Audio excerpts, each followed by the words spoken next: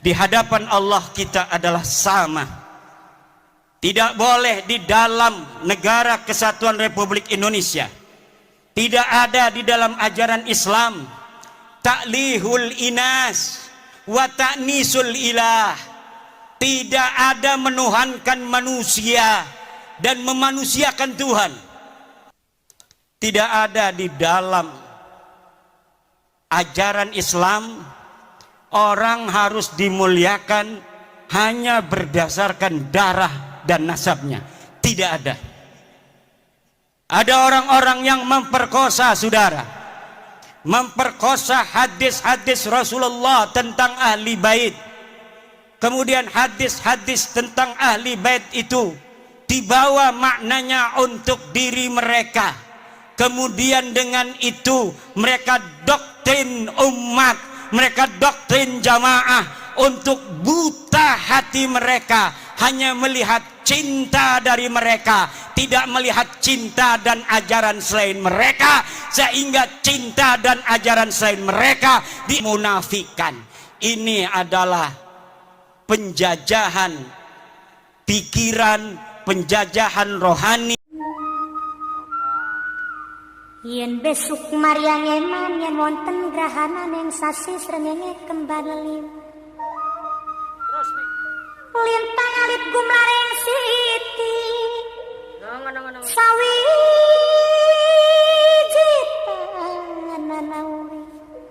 Sawiji tanana urip mung isun karo sampean mati amung kang swarga. Selanjutnya hadirin yang berbahagia, Syekhuna Al-Mukarram pimpinan Pondok Pesantren Nahdlatul Ulum, sedikit mohon izin Pak Yai, karena beliau banyak karya-karya beliau, diantaranya adalah menulis beberapa kitab, kurang lebih sekitar lebih daripada 10 kitab yang telah ditulis oleh beliau. Salah satu diantaranya adalah menulis Sarah kitab Alfiyah Ibnu Malik dengan nama kitab Al-Manahij As-Safiyah fi Syarhi Alfiyah lil Badi wal Asafi fi Al-Arabiyah. Ini adalah salah satu kitab, mungkin di antara sekian ulama yang ada di Nusantara ini baru beliau yang bisa membuat sebuah karya Sarah kitab Alfiyah Ibnu Malik. Tidak hanya itu, beliau juga kreatif menulis beberapa buku yang kami, barangkali tidak salah Pak Yai, mohon maaf, salah satu buku sejarah tentang pendiri Tangerang, Raden Arya Wangsakara. Ini adalah buku jenis sejarah. Dan juga sebuah buku novel, yaitu judul buku Dari Banten Kusebut Namamu. Itulah karya-karya beliau. Ini adalah sebuah mutiara bagi kita semua, salah satu ulama muda di Nusantara ini. Untuk itu lebih jauh, marilah kita untuk memfokuskan kehusuan kita di dalam menerima apa yang akan beliau sampaikan kepada kita semua. Untuk itu, waktu dan kesempatan yang seluas-luasnya diberikan kepada beliau Syekhuna Al-Mukarram, pimpinan Pondok Pesantren Nahdlatul Ulum, sekaligus beliau sebagai Ketua RMI PWNU Banten. Kepadanya dipersilahkan.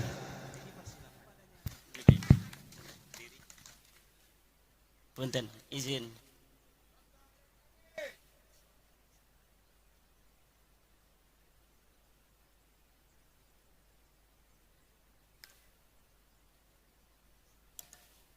Assalamualaikum warahmatullahi wabarakatuh.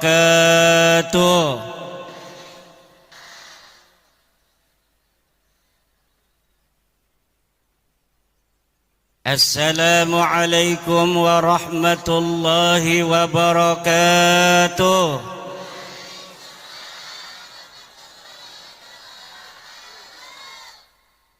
Ibu-ibu muslimat yang semangat, Assalamualaikum warahmatullahi wabarakatuh.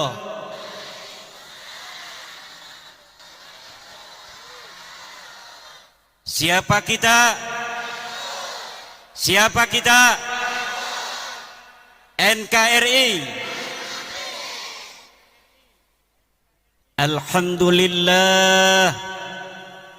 Alhamdulillahil malikil hakim. Al-jawadil karimil azizir rahim.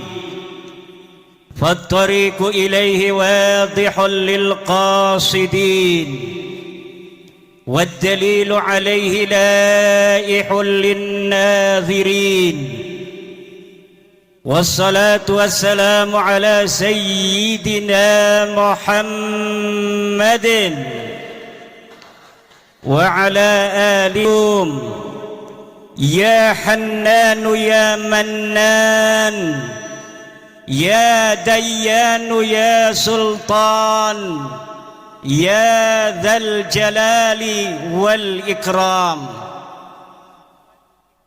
أما بعد فيا أصحاب الفضائل وعالم العلماء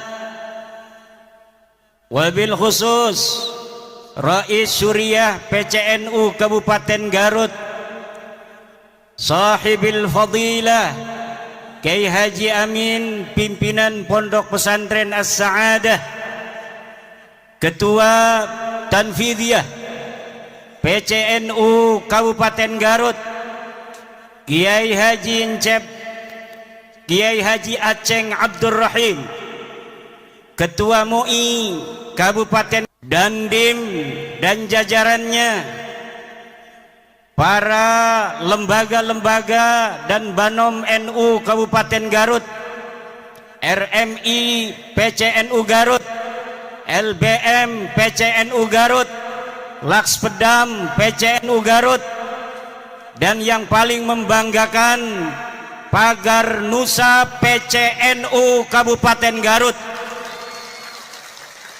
yang pada hari ini ketuanya menjadi ketua Panitia Halal Bihalal PCNU Garut, Ketua Muslimat PCNU Garut, Ketua Ansor PCNU Garut, Ketua IPNU, dan seluruh Ketua MWCNU se-Kabupaten Garut, serta seluruh ketua ranting se-Kabupaten Garut. Semoga Allah melimpahkan keberkahan kepada seluruh pengurus NU Kabupaten Garut, dan tak lupa kepada seluruh warga Nahdliyin, warga Nahdliyat Kabupaten Garut. Semoga senantiasa Allah Subhanahu wa ta'ala limpahkan rizki yang banyak, anak yang saleh dan salihah, istri yang salihah, suami yang nurut. Mau ibu-ibu punya suami nurut? Suami yang bertanggung jawab, amin. Suami yang jangan banyak laganya, udah satu cukup satu. Amin kata muslimat, diem kata bapak-bapak. Dan para pelajar-pelajar NU Kabupaten Garut, jangan salah pilih suami nanti, amin. Pilih suami yang soleh. Suami yang soleh itu cirinya yang pakai sarung, sarungnya sarung putih, pakainya jas coklat, pakai sorban putih. Itu ciri-ciri calon suami yang soleh. Amin ya robbal. Setuju, Bu? Pertama-tama marilah kita panjatkan rasa syukur, puji kepada Allah Nu Maha Suci yang telah melimpahkan pada hari ini takdir kita untuk berjumpa, takdir kita untuk bersilaturahmi di samping makam seorang wali, Syekh Abdul Qahar Mbah Khatib, yang akan memberikan keberkahannya kepada kita dari Allah Subhanahu wa ta'ala, yang dengan hadirnya kita hari ini, Allah insyaallah, amin ya rabbal alamin, akan mudahkan segala urusan kita. Yang sakit di hari ini, ya Allah, sembuhkanlah dengan barokah silaturahmi pada hari ini. Yang punya hutang, ya Allah, lunaskan hutangnya, ya Allah. Yang punya masalah dengan istrinya, hampir mau bercerai, langgengkan jodohnya, ya Allah. Anaknya yang nakal, anaknya yang gak mau ngaji, dengan barokah silaturahmi ini, ya Allah, jadikan anaknya anak yang saleh dan saleha, anak yang mau ngaji, anak yang mau belajar agama Allah, amin ya rabbal.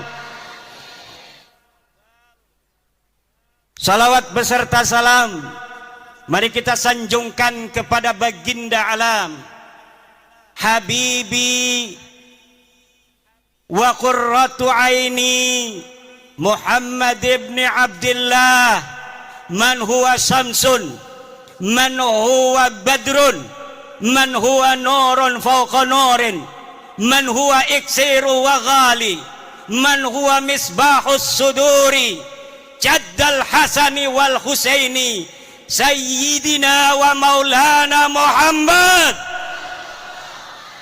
sayyidina wa maulana Muhammad, sayyidina wa maulana Muhammad.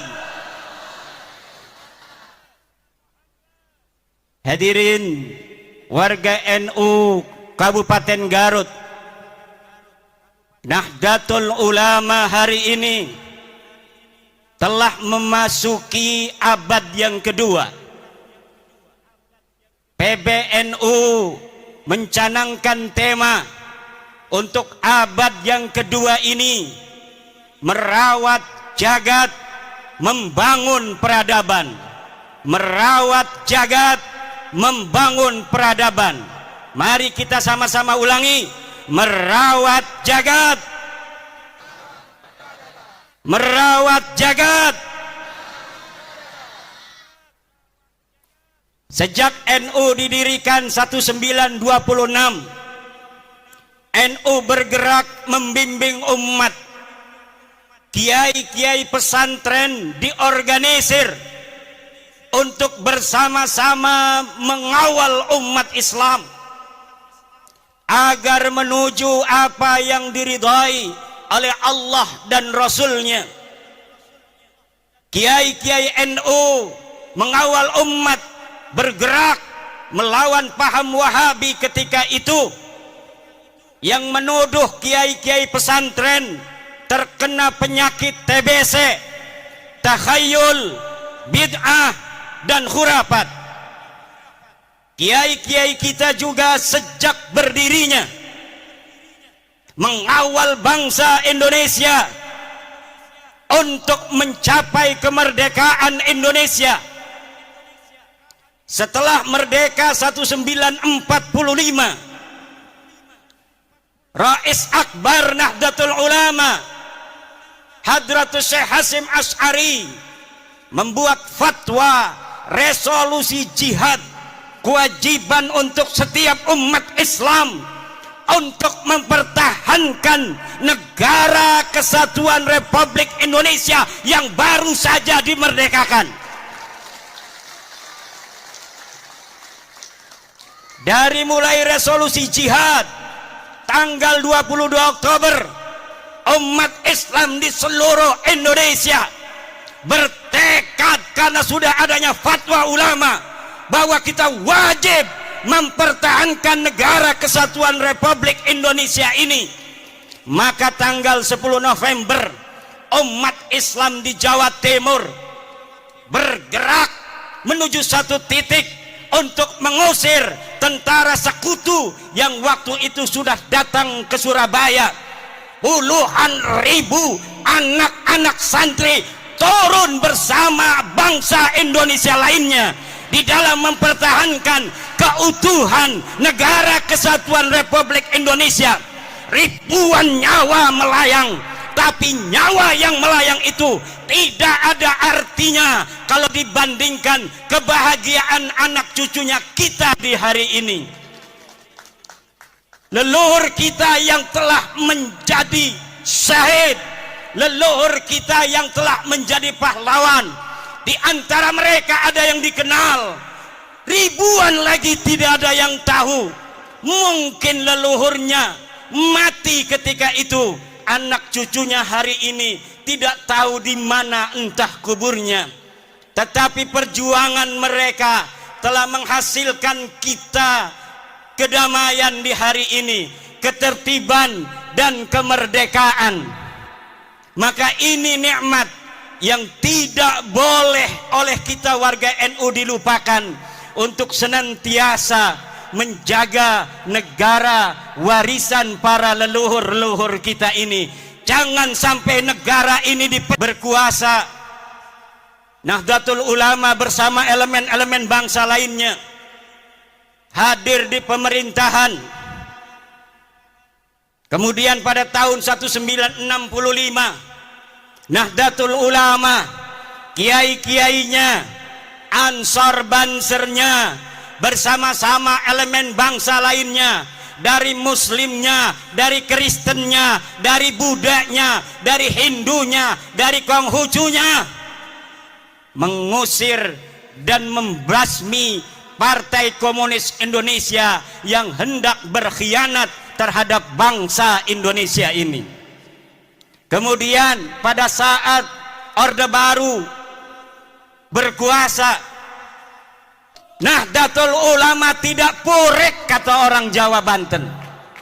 Nahdlatul Ulama bahkan adalah satu-satunya ormas Islam yang pertama menerima Pancasila sebagai asas tunggal yang digagas oleh Bapak Soeharto.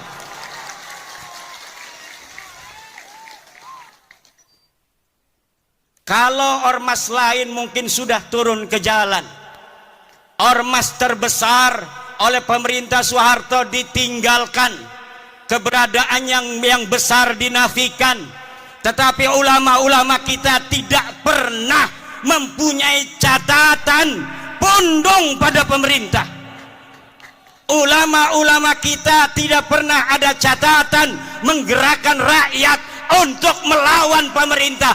Tidak ada. Kesetiaan Nahdlatul Ulama terhadap negara kesatuan Republik ini bersifat final, mutlakon, bila qayyidin, baik qayyidin lazimin maupun qayyidin ghairi lazimin, mutlakon, bahwa negara kesatuan Republik Indonesia ini adalah bagi Nahdlatul Ulama bersifat final. Setelah reformasi hadir seorang putra Nahdlatul Ulama, Sayyidi Syekh Abdurrahman Wahid, Gus Dur, Allah takdirkan memimpin negara kesatuan Republik Indonesia. Pada zaman SBY, kemudian gerakan-gerakan radikal muncul di Indonesia. NU bersama warga bangsa lainnya berjuang bagaimana gerakan-gerakan radikal ini bisa diberantas dari Indonesia. Abuya Dimyati berputra Abuya Muhtadi. Abuya Muhtadi berfatwa bahwa gerakan-gerakan radikal semacam HTI, FPI harus dihilangkan dari Indonesia. Sebelum negara Indonesia ngeh terhadap HTI dan sebagainya, Abuya Muhtadi Dimyati sudah berfatwa terlebih dahulu beberapa tahun yang silam bahwa HTI harus dibubarkan dari Indonesia.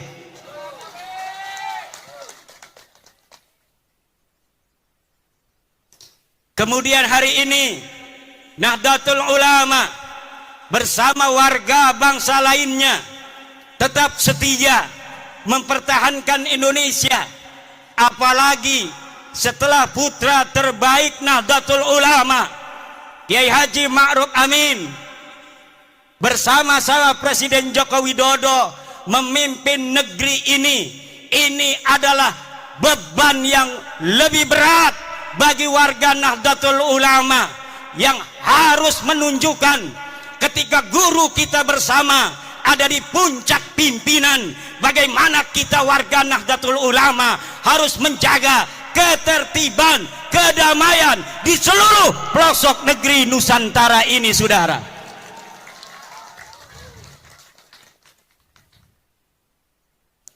Indonesia ini negeri yang baldatun thayyibatun wa rabbun ghafur. Islam datang dibawa oleh Wali Songo. Islam datang dibawa oleh Wali Songo. Islam datang dibawa oleh Wali Songo.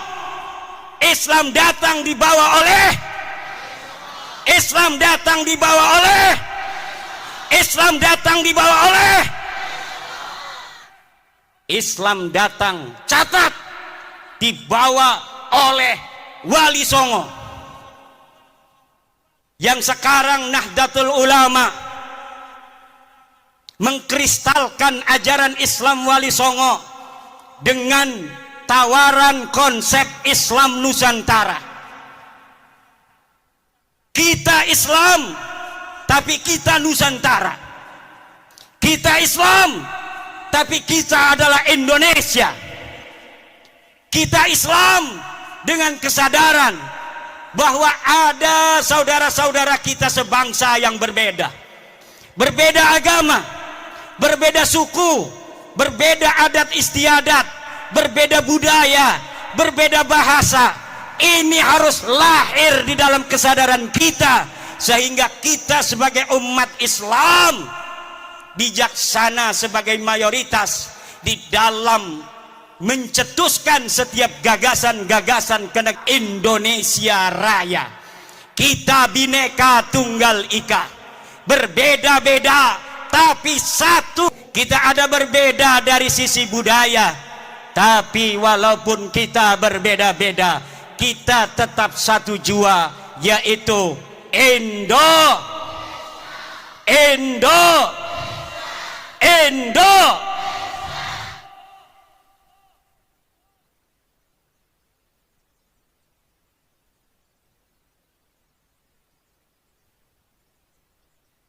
Para pendahulu kita mengatakan bahwa kemerdekaan Republik Indonesia ini adalah atas berkat rahmat Allah. Lihat dalam Undang-Undang Dasar. Dan sesungguhnya kemerdekaan itu ialah hak segala bangsa. Dan oleh sebab itu, maka penjajahan di atas dunia ini harus dihapuskan karena tidak sesuai dengan pri keadilan dan pri kemanusiaan. Indonesia harus bersatu dan pertama harus merdeka, karena di dalam undang-undang yang disebutkan bukan bersatu terlebih dahulu. Bersatu kalau masih ada satu suku bangsa merasa lebih tinggi derajatnya dari bangsa lainnya di Indonesia. Buat apa kita bersatu kalau mereka, orang-orang yang bukan pribumi Indonesia, menganggap kita pribumi Indonesia adalah sebagai budak-budak mereka. Wahai pemuda-pemuda Garut, hai pemuda-pemudi Jawa Barat, hai pemuda-pemudi Pajajaran, hai putra-putri Siliwangi, hai putra-putri Aceh, hai putra-putri Sumatera, hai putra-putri Kalimantan, hai putra-putri Sulawesi, hai putra-putri Maluku, hai putra-putri Papua, hai putra-putri Nusa Tenggara, hai putra-putri Bali, hai putra-putri Madura, hai putra-putri tanah Jawa. Kalian adalah pewaris-pewaris negeri Indonesia ini. Jangan sampai kalian di negeri kalian sendiri yang direbut dari penjajah dengan darah-darah kakek-kakek kalian sendiri, kemudian negeri ini, kehormatan kalian, kalian gadaikan, kalian jadikan hal yang menghinakan daripada perjuangan kakek-kakek kalian sendiri, jangan menjadi budak dari bangsa-bangsa selain kalian.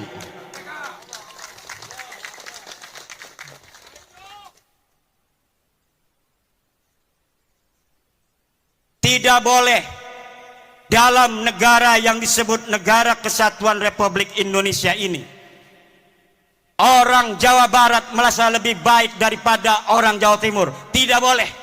Kita adalah sama. La fadla li Jawa Barat ala Jawa Timur, wala li Jawa Timur ala Jawa Barat. Kullukum min Adam wa Adam min turab. Semua kalian adalah ada darahnya turunan Nabi, yaitu Nabi Adam, dan Adam berasal daripada tanah. Maka kalian dengan yang lainnya adalah sederajat. Yang membedakan kalian dengan yang lainnya hanyalah ilmu pengetahuan kalian. Yang membuat kalian mulia adalah takwa kalian, bukan nasab dan darah kalian.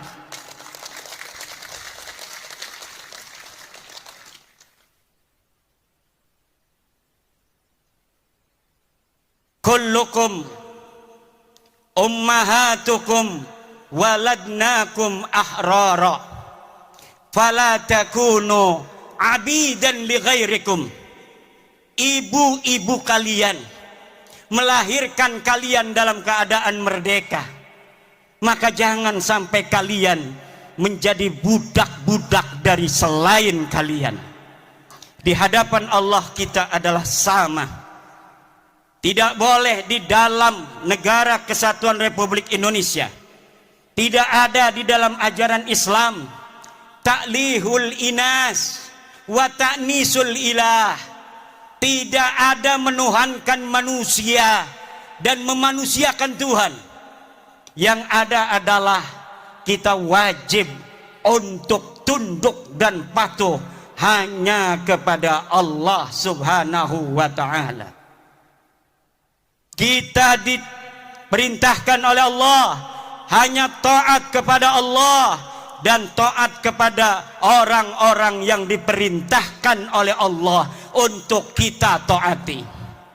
Siapa dia? Atiullaha wa atiur rasula wa ulil amri. Taatilah Allah, taatilah Rasulullah, dan taatilah orang yang mengurus kalian.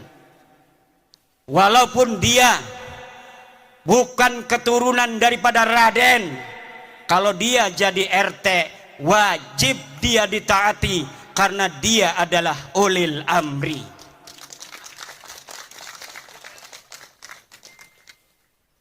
Walaupun dia turunan Nabi Nuh, turunan Nabi Ibrahim, kalau dia tidak jadi apapun dalam kehidupan, tidak ngurus urusan kalian, tidak ada kewajiban kalian untuk mentaatinya.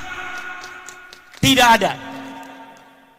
Tapi walaupun abdun habasiyun, hamba yang hitam legam, kalau dia memegang urusanmu, dia menjadi ketua RT, ketua RW, dia menjadi lurah, dia menjadi camat, dia menjadi bupati, dia menjadi gubernur, dia menjadi presiden, dia menjadi ketua organisasi, maka dalam lingkup urusan-urusan yang menjadi tanggung jawabnya, kita sebagai rakyatnya, kita sebagai anggotanya wajib untuk mentaati mereka.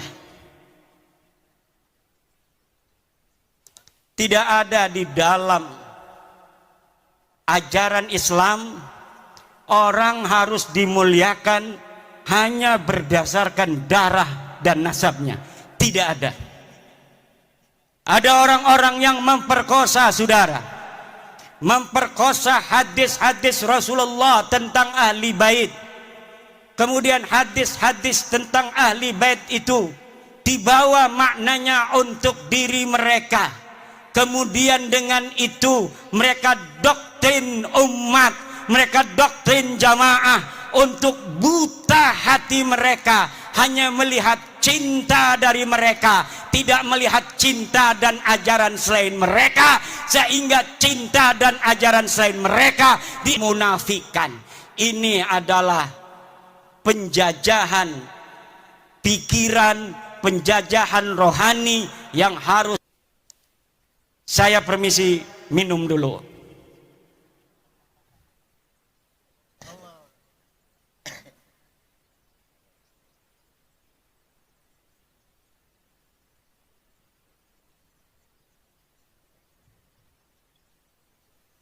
Allah berfirman, walaqad karramna bani Adam, dan sungguh kami telah memuliakan anak Adam. Allah lah yang telah memuliakan kalian, wahai orang Garut, wahai orang Limbangan. Maka jangan hinakan kalian di hadapan siapapun atas nama apapun, kecuali di situ ada perintah Allah Subhanahu wa taala. Kehinaan yang diperbolehkan adalah kehinaan di hadapan orang tua kita. Wahfid janah, harus tawadu, harus menghinakan diri di hadapan ibu kita, di hadapan ayah kita. Wa man fi ma'nahuma indal ulama wa huwal masyayikh. Kalau dia bukan ibu kalian, kalau dia bukan ayah kalian, kalau dia bukan guru kalian, walaupun katanya dia kiai, walaupun katanya dia ulama, maka tidak ada kewajiban bagi kalian untuk menghormatinya dengan menghinakan orang tua dan guru kalian yang mengajari kalian sendiri. Artinya, apabila ta'arud antara menghormati orang tua dengan menghormati ulama itu, maka orang tua harus didahulukan terlebih dahulu. Sekarang ini doktrinnya beda. Kalau engkau mencintai cucunya Rasul, walaupun ibumu sakit, maka engkau harus hadir apabila ada panggilan juang. Kalau ada panggilan jihad. Jihad apa? Negeri kita ini sedang tenang, saudara. Negeri kita ini aman, tentram. Ngedengerin ceramah juga bisa sambil beli cilok. Ngedengerin ceramah juga bisa sambil ngopi, bisa sambil ngerokok. Banser begana begini juga nggak ada apa-apa sebenarnya mah. Pura-pura sibuk. Aman tentram, betul nggak? Cuma banser ingin menunjukkan penghormatan pada kiai-kiai saja. Sebenarnya nggak ada apa-apa. Negeri kita ini aminatan mutmainnah, aman dan tentram.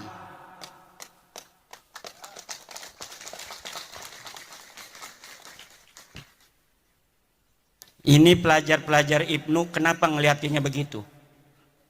Apalagi mikir ini punya istri belum ya?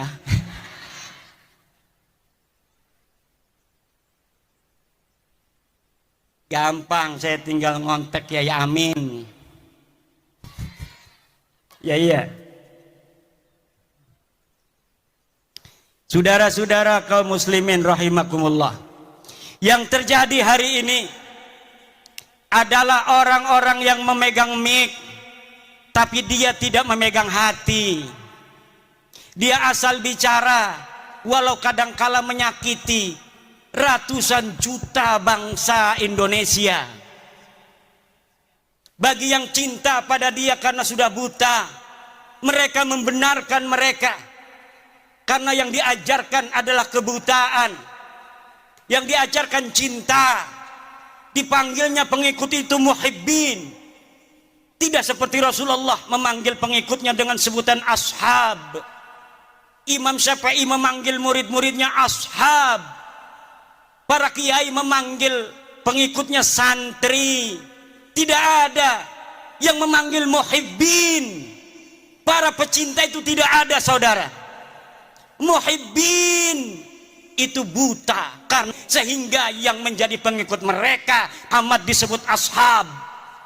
Maka ketika Nabi Muhammad tiada, murid-muridnya para sahabat ini kemudian menjadi orang-orang tinggi derajatnya, bahkan bisa mengalahkan Rasulullah, dapat menguasai tanah yang lebih luas, sehingga mereka tanah yang dikuasai itu menyebut la ilaha illallah. Itulah murid-murid Rasulullah yang disebut ashab, bukan disebut muhibbin.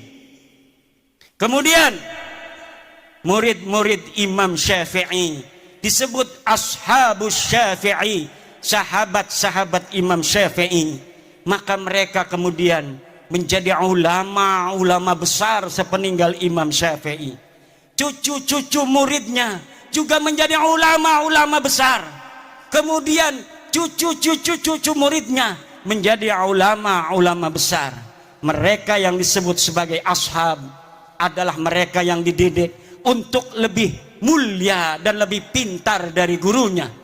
Sementara mereka yang disebut muhibbin hanya dijadikan anak buah yang untuk mengorbankan diri bagi yang dicintainya.